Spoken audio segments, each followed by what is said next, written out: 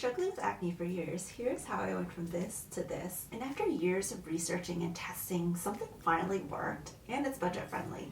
So today I want to share with you all the tips that I learned throughout my skincare journey. If you stick to the end, I'll share 3 of my favorite skincare products that have helped me get rid of my acne. This is a non-sponsored skincare video, and all the products are super affordable and can be found on Amazon. So let's get to it. Now, I'm not a dermatologist. All the tips and information I'll be sharing with you today is based on my own research and my own experience. I do have my doctorate degree and I'm a nurse, so I love really getting nerdy, diving into the literature and the research, synthesizing all the information into actionable tips to test on my skin.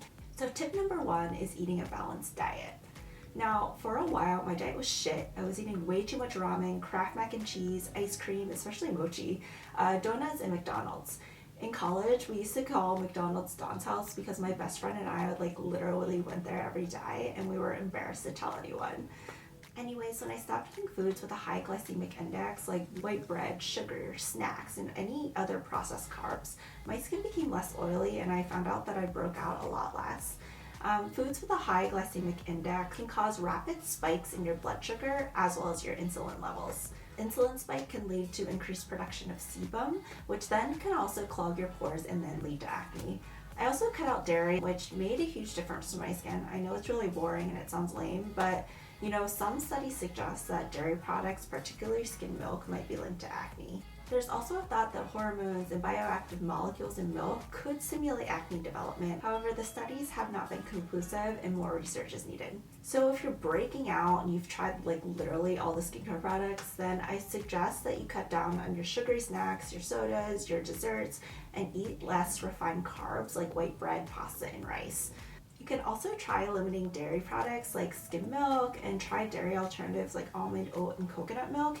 See if cutting these foods out really help with your acne. I started incorporating more antioxidant-rich foods like berries, leafy greens, nuts, and seeds. Green tea is also rich in antioxidants, and so in the afternoons while I'm working, I love to sip on something hot. And so instead of my extra cup of coffee, I started drinking a cup of green tea, and I've noticed that has made a little bit more difference as well. I also eat more foods with more omega-3 fatty acids like avocados and nuts, and then also use olive oil as well as avocado oil for cooking. Emerging research suggests that there's a link or a correlation between gut health as well as your skin health. And so diets high in processed foods as well as low in fiber can really impact your gut flora and really lead to inflammation and other skin issues like acne. So try eating more probiotic foods which have healthy bacteria to really help your gut. You can eat things like yogurt, sauerkraut, or even kimchi. Try also eating prebiotic foods, which are really high in fiber, and they help feed your bacteria in your gut to keep them healthy and strong. And so you want to eat things like garlic, onions, bananas, and oats.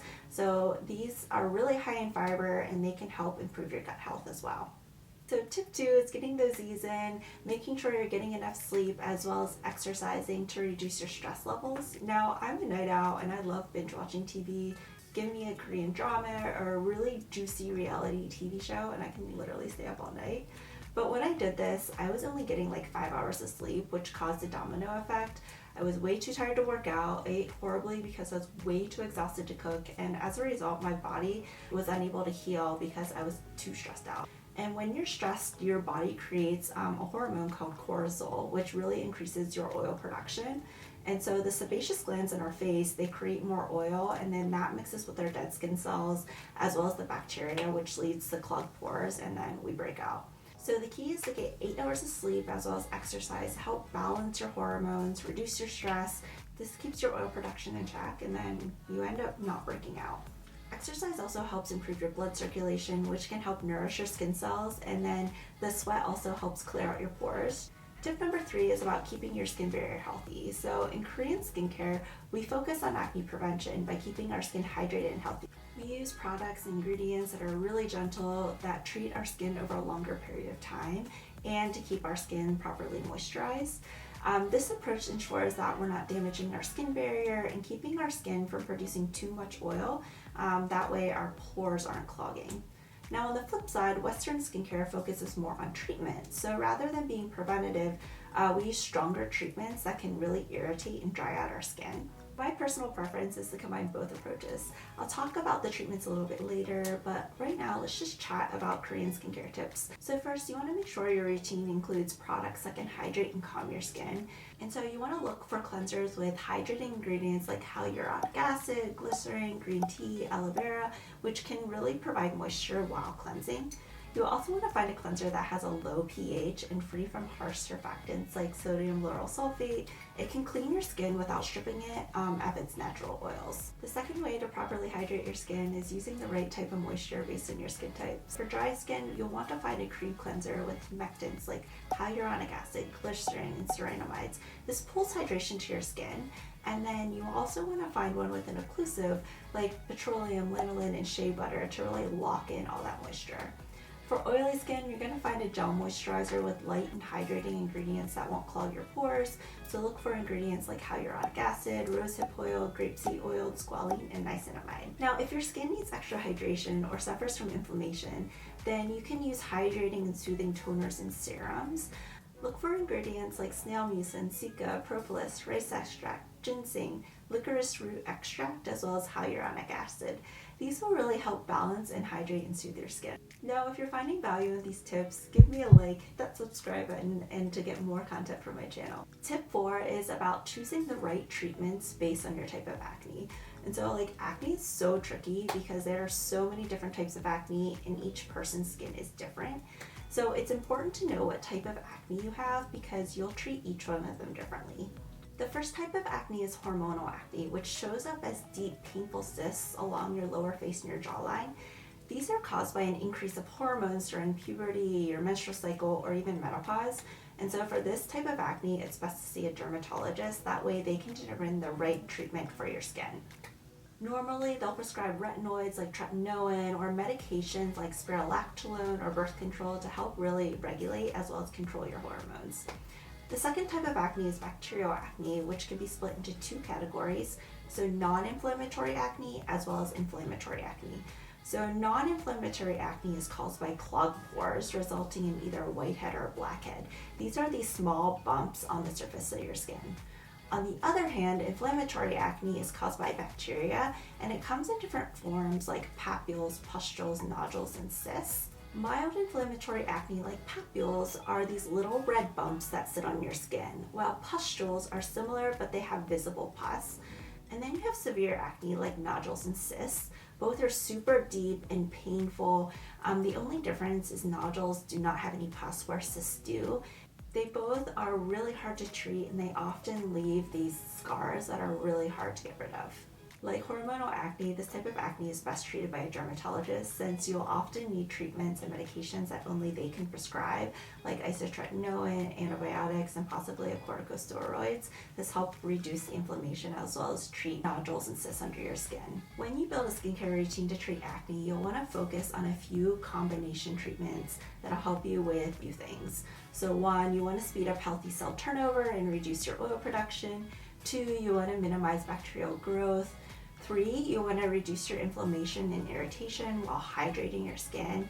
And then 4, you want to reduce hyperpigmentation, so all those dark spots that your acne can leave behind. So when I was trying to get rid of my acne, I did a ton of research. I read a lot of scientific studies and literature. I watched a lot of videos from dermatologists, and I did a lot of testing. I tested out a lot of products. And during this period, I found 3 ingredients that are like the Chanel of acne solutions. They're timeless, high quality, and always delivering exceptional results. So my first favorite ingredient is ADAPALENE, which is also called Differin. So ADAPALENE is a retinoid that increases cell turnover. It really unclogs your pores and really treats your comedones.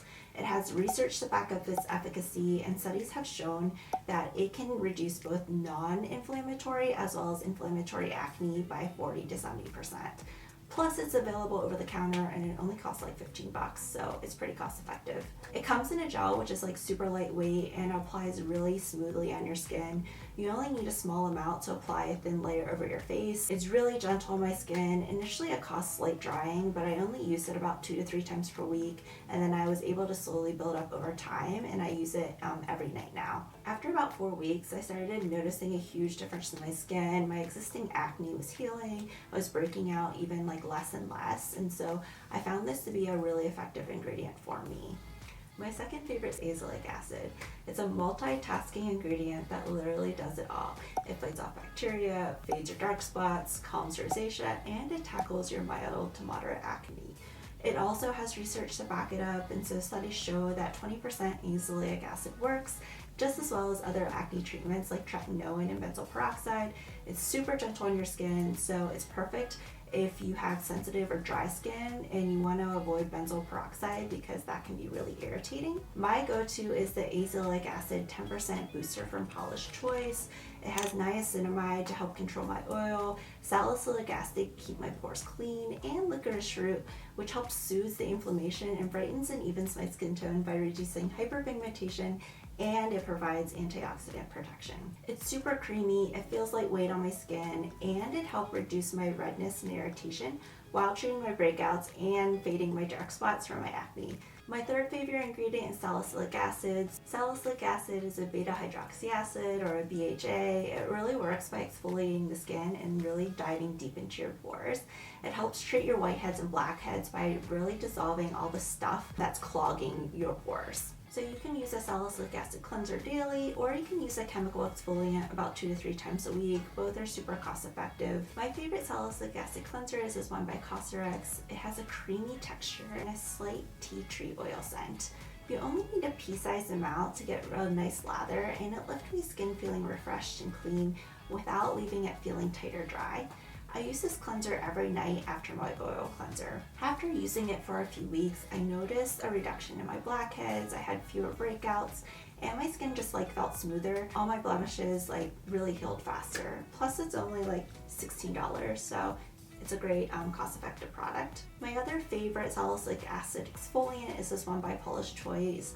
It's really lightweight, it has no fragrance. I apply a few drops on a cotton pad and sweep it over my face, and it really absorbs quickly. It didn't irritate my skin or cause any dryness. Now my skin handles exfoliants pretty well, so if you have sensitive skin, you may want to start off slow. I use this about 2 to 3 times per week during my nighttime routine. Now you want to choose either the salicylic acid cleanser or the exfoliant. Do not use both or you'll irritate and overdry your skin and you'll damage your skin barrier. The only con about the Paula's Choice 2% BHA liquid exfoliant is it's a little bit more on the pricier side. It costs about $35 when you buy it off of Amazon. Now, if salicylic acid is too irritating and drying for your skin, then I recommend the COSRX Blackhead Power Liquid. It has betaine salicylate, so it's a milder form of salicylic acid, and it also has willow bark and niacinamide. So it's slightly viscous and it has no fragrance. It's super gentle on my skin. It's really effective at dissolving the sebum and dead scales on my pores.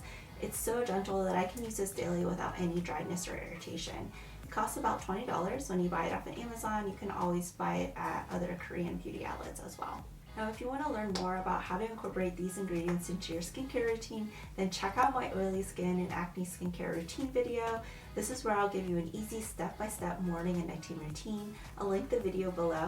You can also download my free oily skin and acne skincare routine guide. It has different options to customize your routine based on your specific skin concerns. I'll link the freebie below. I'll also link all the products that I mentioned previously down below as well. Now, tip number 5 is about being consistent.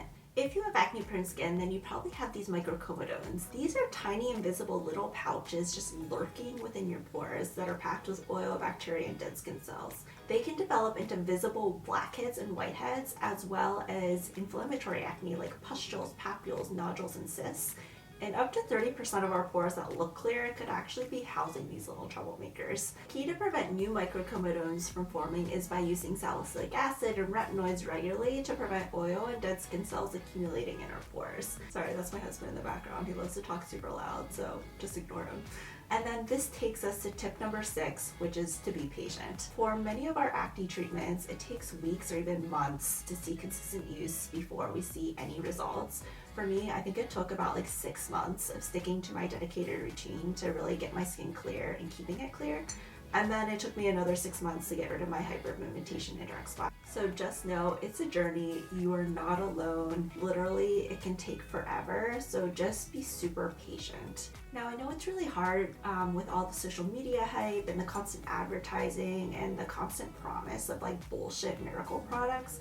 But just be really cautious and do your own research to verify that these products will work for your skin. Things that you can do is to find credible resources that you trust, read and watch a few different videos to get the perspective of multiple people. That way you have diverse views and opinions.